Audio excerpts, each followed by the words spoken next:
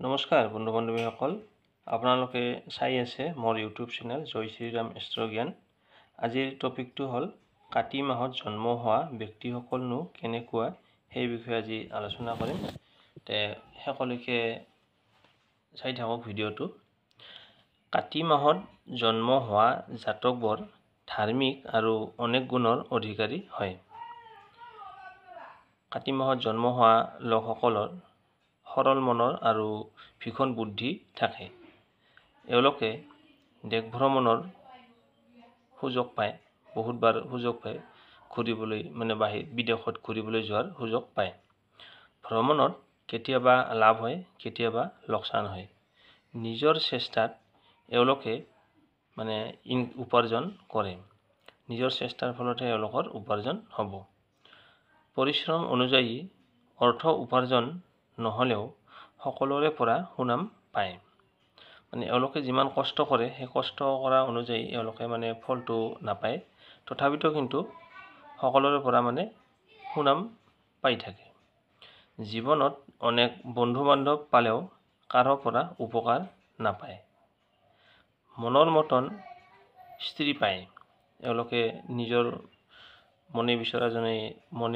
মনে বিচৰা নিচিনাই স্ত্ৰী পায়, পত্নী। এওঁলোকৰ 6 বছৰ, 14 বছৰ আৰু 28 বছৰ বয়সত বিপদৰ ভয় থাকে। কাতি মাহত জন্ম হোৱা জাতকৰ 6 বছৰ, 14 বছৰ আৰু 28 বছৰ বয়সত বিপদৰ ভয় থাকে। কিন্তু কটা গ'লে 65 বছৰ পৰ্যন্ত পৰমায়ু পায়। কাতি মাহত জন্ম হোৱা জাতিকাবোৰনো কেনেকুৱা? কাতি মাহত জন্ম হোৱা জাতিকাবোৰ ধাৰ্মিক হয়, সৰল মনৰ আৰু মিঠামুখীয়া হয়। এওঁলোকৰ কথা বাৰ্তাবোৰ মিঠাকৈ ক'ব জানে। এওঁলোকে জীৱনত অনেক সপোন দেখে। কাতি মাহত জন্ম হোৱা জাতিকাবোৰে বহুত ডাঙৰ ডাঙৰ সপোন দেখে, কিন্তু সকলো সপোন সফল নহয়।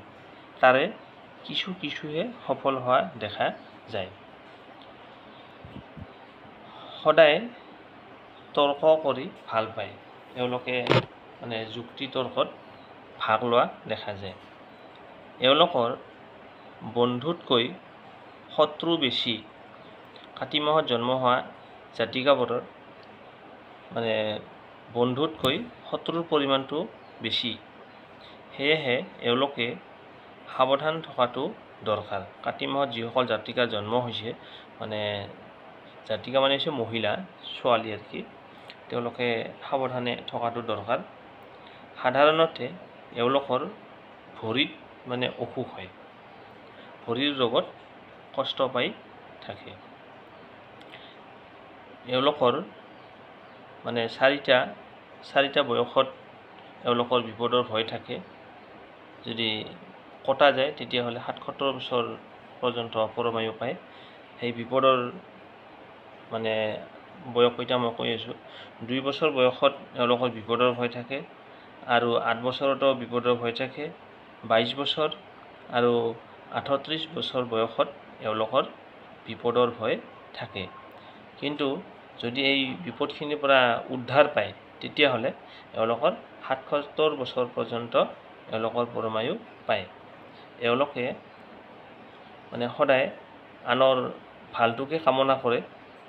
যিমান পাৰে নিজৰ লগতে আনকো উঠাই নিয়াৰ চেষ্টা কৰে। এওঁলোকে গান বাজানা সংগীতৰ বিষয়ত জড়িত হোৱা দেখা যায়। এওঁলোকে ভ্ৰমণপ্ৰিয় হয়, জাতক হওক বা জাতিকাই হওক। এওঁলোকে বহুত ভ্ৰমণপ্ৰিয়, ফুৰি ভাল পায়। আৰু এওঁলোকৰ 50% চৰকাৰী চাকৰিৰ যোগ দেখা যায়। শিক্ষক হওক বা অফিচত ৰেলৱে বিভাগৰ কৰ্মচাৰী, এইবিলাকত পোৱাৰ যোগ দেখা যায়। এই তথ্যখিনিৰ দ্বাৰা আপোনাৰ যদি অকণমানো উপকাৰত আহিছে, তেনেহ'লে লাইক এটা কৰি আমাৰ মনোবল বঢ়াব। আৰু যদি চেনেলটোত প্ৰথমবাৰ আহিছে তেতিয়াহ'লে চেনেলটো ছাবস্ক্ৰাইব কৰি থ'ব, যাতে এনেধৰণৰ ভিডিঅ' মই যেতিয়া আপলোড দিওঁ আপোনাৰ ওচৰলৈ মানে ন'টিফিকেশ্যনটো যায়। এতিয়া আজিলৈ বিদায় লৈছোঁ, আকৌ লগ পাম অন্য এটা ভিডিঅ'ত। ধন্যবাদ।